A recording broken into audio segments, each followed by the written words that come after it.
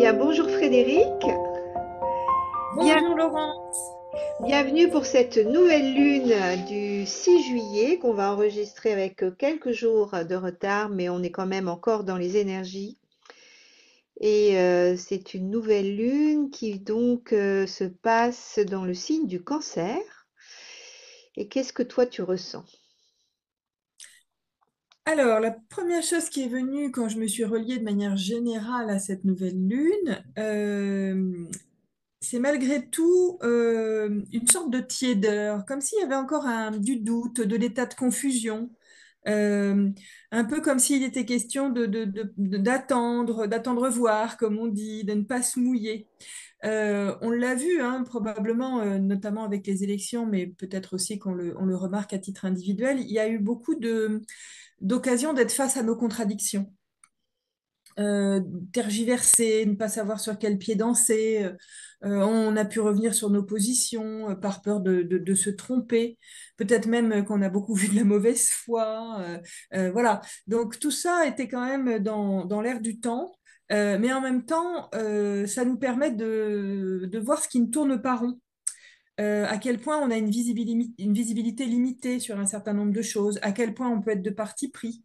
Et pour moi, tout ça signe en bas de la page que résolument, l'ancien est difficile à quitter, le nouveau est difficile à aborder. Peut-être même qu'il y a des solutions qui nous ont traversé l'esprit, mais auxquelles on ne se résout pas pour le moment, quoi, qui sont inconcevables. Effectivement, on l'a peut-être vu notamment au travers du climat social, politique, mais pas que. Donc, euh, moi, j'avais quand même, en me reliant, cette sensation de... Alors, c'est paradoxal parce que après, on a quelque chose qui est plus émulatoire, qui est sur une bascule, mais en même temps, dans la première intention de connexion, j'avais comme un appauvrissement d'une situation qui était vraiment en train de se détériorer. Est-ce que ça te parle, ça? Alors moi, j'ai pas trop vu le côté. S'il y a détérioration en astrologie, c'est plutôt c'est Pluton qui nous amène à nous interroger sur notre façon de penser, de concevoir les choses. Et il y a en fait, ce que tu décris me fait vraiment penser au ressac d'une vague. C'est-à-dire Oui. qu'avant un grand changement, la mer se retire avant d'avancer brutalement. Oui. Et moi, j'ai plutôt cette sensation-là. C'est-à-dire que, Hmm. en effet, Hmm. les choses se rétractent, se, euh, dans ce que tu dis, ce côté, la confusion, l'attente, on sent qu'il y a quelque chose, c'est comme si on revenait vers quelque chose d'ancien avant de justement ce bouleversement qui est attendu. Hmm. Hmm. Oui, Et ça me parle. Hmm. comme si on était enfin moi j'aime bien nommer cette période le chaolytique, pas Excellent. néolithique, et maintenant on est dans le chaolytique. Excellent. Et on est dans une nouvelle lune cancer, c'est toujours une nouvelle lune où on est dans quelque chose de l'ordre de la résonance Hmm. et oui, on est invité à écouter, surtout là, elle est conjointe à Vénus, donc on est invité à écouter notre corps, nos ressentis, à être à l'écoute de notre intériorité. Euh, et c'est pourquoi il y a une forme de... C'est pour ça, je pense que tu parles de tiédeur, de confusion, c'est-à-dire qu'on ne peut pas avancer là. Il y a Hmm. vraiment un temps d'être à l'écoute de soi, où Hmm. peut-être les gens auront plus envie d'être dans une forme de cocon. Le cancer, c'est la famille, le Hmm. temps, se retrouver Hmm. chez soi tranquillement. Hmm. Hmm. euh, Avant cette avancée assez brutale qui va avoir lieu, enfin brutale, c'est pas le mot juste, c'est soudain, Hmm. euh, avec une conjonction pour celles qui connaissent, ceux et celles qui connaissent, de Mars-Uranus qui commence là, mais qui sera exact le 15 juillet, et Hmm. qui, elle, va nous inviter à quelque chose un bouleversement euh, à quelque chose de nouveau. C'est-à-dire qu'on va vraiment lâcher quelque chose, à la Hmm. fois dans nos vies personnelles, mais aussi au niveau sociétal. Il est probable qu'il se passe quelque Hmm. chose. Beaucoup d'astrologues disent que comme c'est en signe de terre, ça peut être un tremblement de terre, ça peut être un Hmm. tremblement de terre économique, Mhm. différent, mais quelque chose d'inattendu qui vient secouer nos bases et on sera moins secoué si on est vraiment à l'écoute, enfin moins secoué, moins surpris, en tout cas on gérera mieux la Mhm. soudaineté et la nouveauté en Mhm. étant vraiment à l'écoute de soi dès maintenant. Oui, donc ça, cette image de la vague me parle bien parce que ça éclaire pour moi cette information que j'avais presque de scepticisme, hein. J'y vois pas assez clair, j'ai du mal à accepter cette situation. Il faut que je sois convaincue, tu vois, pour m'engager. Donc il y avait ça, il y avait cette notion de confusion, euh, peut-être aussi d'hésitation à changer de point de vue, et ça se lit probablement à titre individuel comme à titre collectif, et probablement cette notion que il y a des vérités, enfin, ce qu'on croyait être des vérités qui aujourd'hui n'ont plus de sens, et en même temps, on ne sait pas encore quelle autre attitude adopter, quel autre sens donner aux choses. Et en fait, voilà, la notion de la vague me ramène à la notion de l'eau et de perdre pied, tu vois. Donc effectivement, quand la vague se retire, bah, finalement, quand on n'a jamais vu ça de sa vie, on ne peut pas imaginer qu'elle va revenir en force et gagner du terrain. Donc c'est un peu la même notion. Il y a quelque chose là qui a du mal à imaginer comment ça va se mettre en place. Et c'est pour ça que j'avais d'emblée cette sensation de déstabilisation dans nos certitudes et dans nos croyances. Donc merci d'avoir éclairé ça parce que sur le plan de l'astrologie, parce que ça résonne beaucoup pour moi. Merci. Mm.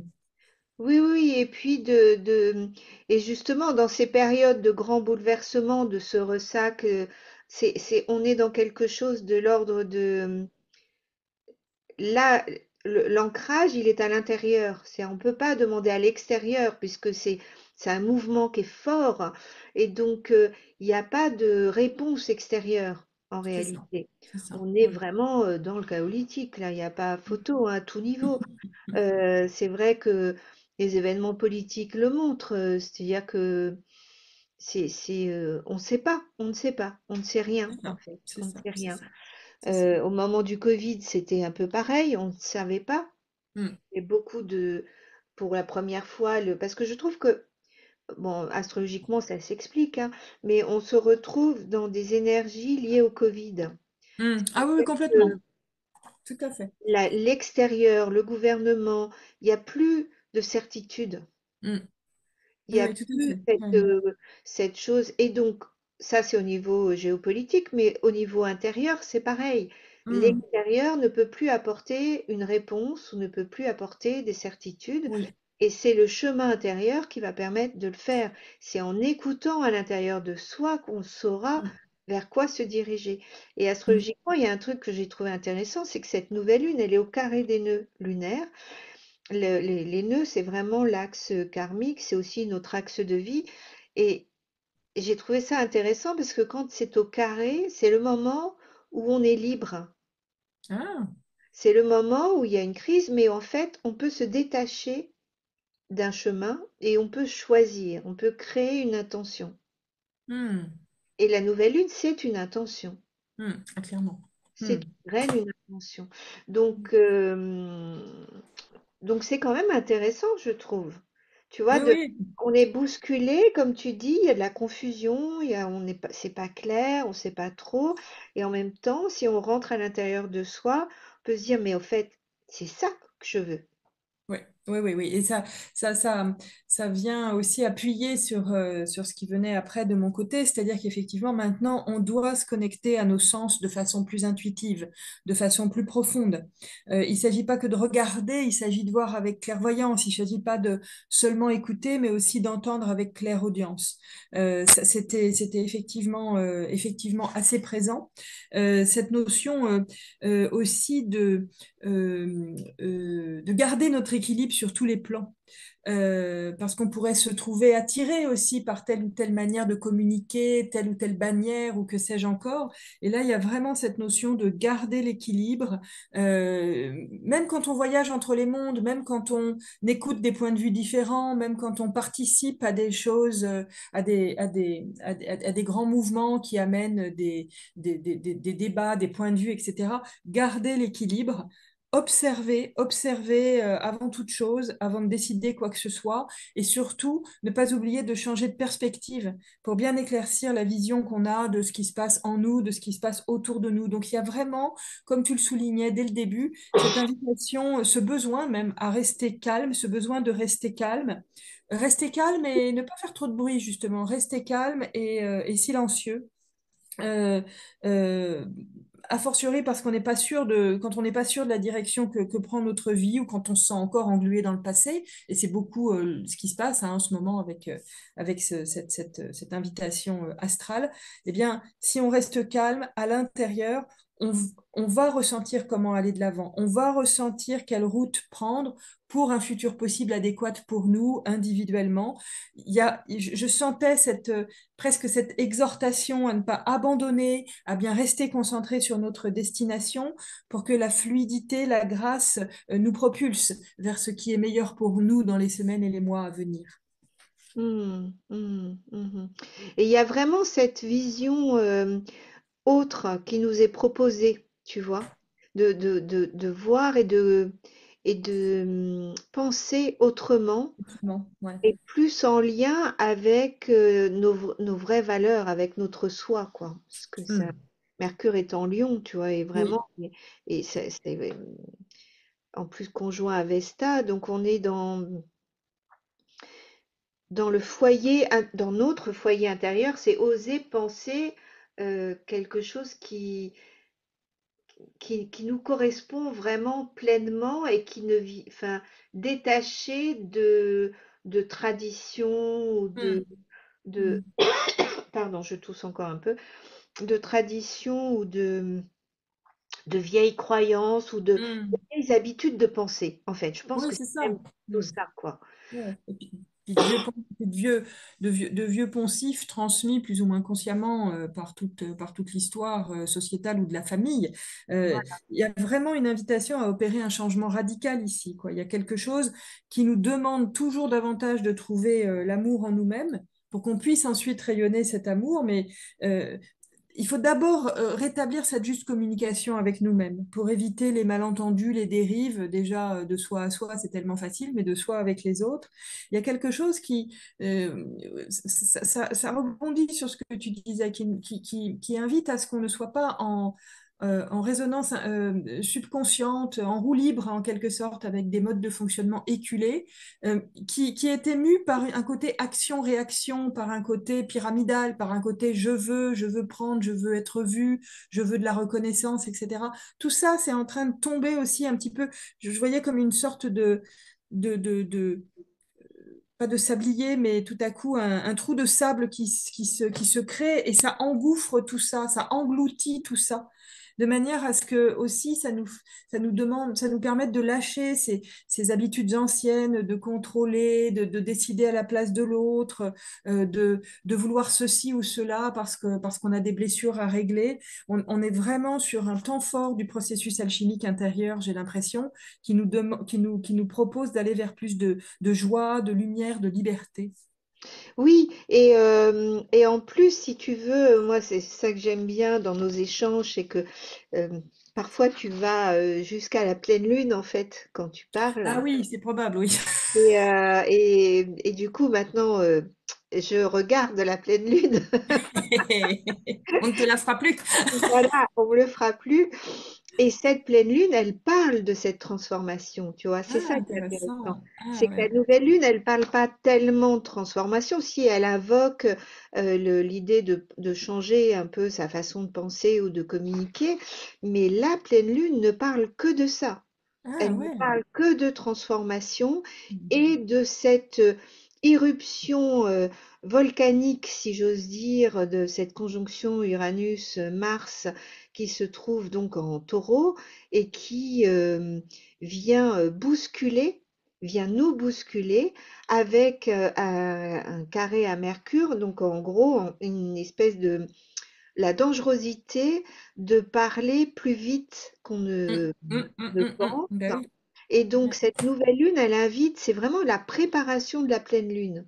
c'est Et ça. c'est un peu technique ce que je vais dire, mais j'ai trouvé quand même que c'était assez riche. C'est que Depuis avril 2023, on a des pleines lunes d'un signe qui précède une nouvelle lune. Donc on a la pleine lumière avant la nouvelle lune, ce qui est quand même un peu déséquilibré entre guillemets, hein, même si c'est Mhm. juste.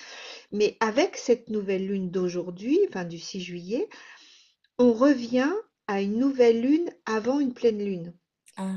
C'est-à-dire qu'il y a une intention, il y a une graine qui se plante et Hmm. la pleine lune va avoir lieu dans la même dynamique. Le soleil restera dans le même signe, donc en cancer. Et donc on a eu D'accord. deux pleines lunes du Capricorne, ce qui nous permet ce switch et on est dans un switch, on est dans un tournant. Hmm. Et donc la prochaine pleine lune qui aura lieu le 21 juillet, Pluton est de la partie et dit mais ça y est, on se transforme.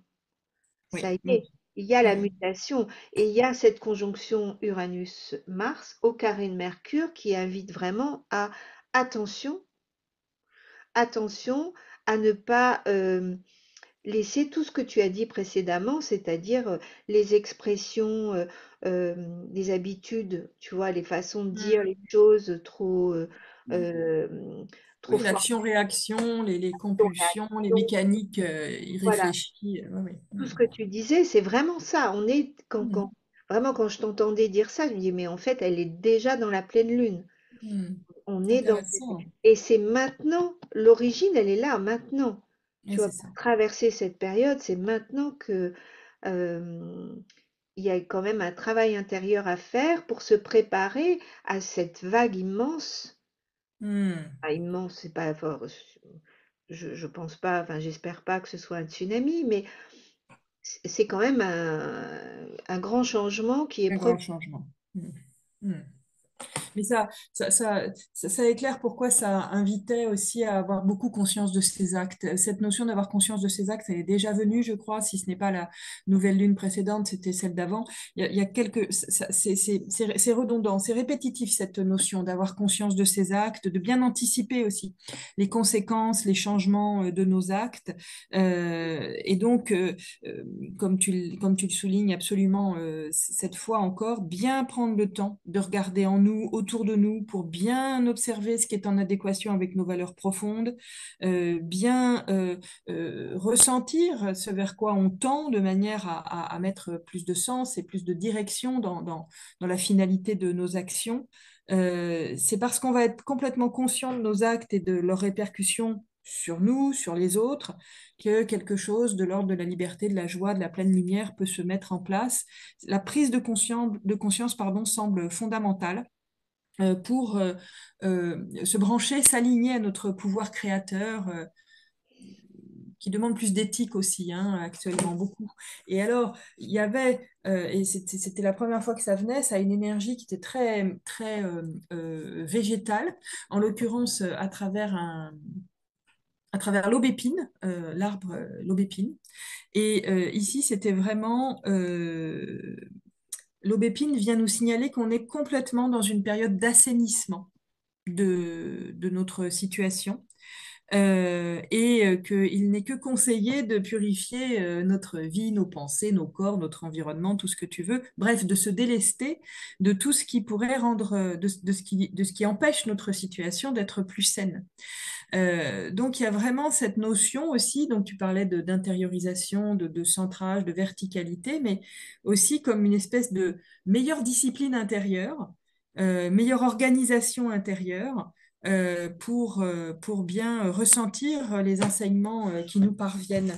Alors, j'ai un peu creusé la notion de l'aubépine parce que j'ai trouvé intéressant cette notion. Et effectivement, ici, l'aubépine, elle nous parle d'alignement et de recentrage.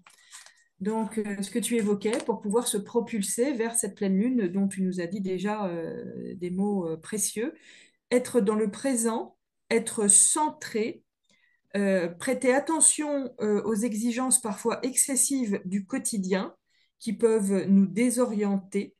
Plus on est centré, plus on peut rester en paix, quoi qu'il arrive. L'invitation de l'aubépine dans cette période aide à rester présent à soi-même et, comme tu le disais relativement au cancer de cette nouvelle lune, être chez soi et dans son corps. Et C'est ouais. intéressant, hein. Voilà, faire attention à notre mental qui navigue souvent entre le passé, les regrets du passé, attentes du futur, et qui nous empêche du coup de vivre le présent. Eh bien, vraiment, c'est le message de l'aubépine sur cette nouvelle lune. Et pour ceux que ça intéresse, ça travaille sur les différents centres énergétiques le long de notre colonne vertébrale, sur les chakras. Ça invite à se recentrer, se réaligner en prêtant attention, bien sûr, au hara, à ne pas se laisser disperser par nos émotions et celles des autres via le plexus, à veiller à s'aimer soi-même pour mieux aimer les autres via le cœur, à prêter attention, bien sûr, à rassembler nos moyens d'expression via le chakra de la gorge et à concentrer nos idées pour ne plus se laisser disperser mentalement par le chakra du troisième œil. Donc, c'est vraiment l'aide apportée ce mois-ci par l'aubépine. Oui, oui, et c'est vraiment, moi j'insisterai vraiment beaucoup sur le chakra de la gorge, tu vois, Hmm, qui va être sollicité, qui va être invité enfin qui va être bousculé, voilà, plutôt ouais. ça. Ouais. Et j'ai trouvé intéressant que tu parles aussi, tu vois, comme une purification, ou parce que cette pleine lune, elle est au dernier degré d'un signe, c'est-à-dire elle est à 29 degrés. Neptune est à 29 degrés 50 minutes, c'est-à-dire il est au bord de l'entrée dans Bélier, mais il va pas le faire parce qu'il va rétrograder. Et Mhm. donc quand c'est le dernier degré d'un signe, on sent vraiment la fin d'un cycle. Hmm, C'est la toute fin. C'est comme si on avait juste le temps de terminer. hmm, On est alerté pour terminer quelque chose. c'est ça. Et, et on est vraiment de toutes les façons, enfin il est clair au niveau astrologique, là on voit qu'on est à la fin on est à la fin d'un monde pour le renouveau d'un autre. Et toutes nos planètes, enfin les trois planètes, là, Uranus, Neptune, Pluton, Pluton lui est déjà arrivé en Verseau, mais Neptune va changer de signe aussi, Uranus aussi, donc on va changer complètement d'énergie. Et là, on est dans des pleines lunes, nouvelles lunes qui nous amènent à ce changement d'énergie. Hmm, Et c'est une marche après une autre. Donc l'aubépine est d'autant plus précieuse hmm, pour s'accompagner dans ce recentrage, dans cet alignement, dans cette gestion du présent, parce que c'est justement de ça dont ça parle, c'est être bien dans son corps pour traverser ouais. cette période. Mm. Hmm. Ben, formidable. Formidable. Eh ben, écoute, c'est tout ce que je voulais partager pour aujourd'hui. Et une fois encore, je suis bluffée par la manière dont ça se rencontre. Oui, j'adore, moi j'adore. Bon, ben écoute Frédéric, à très vite pour la prochaine nouvelle lune. Et Avec plaisir. puis à tout bientôt, à tous. Merci.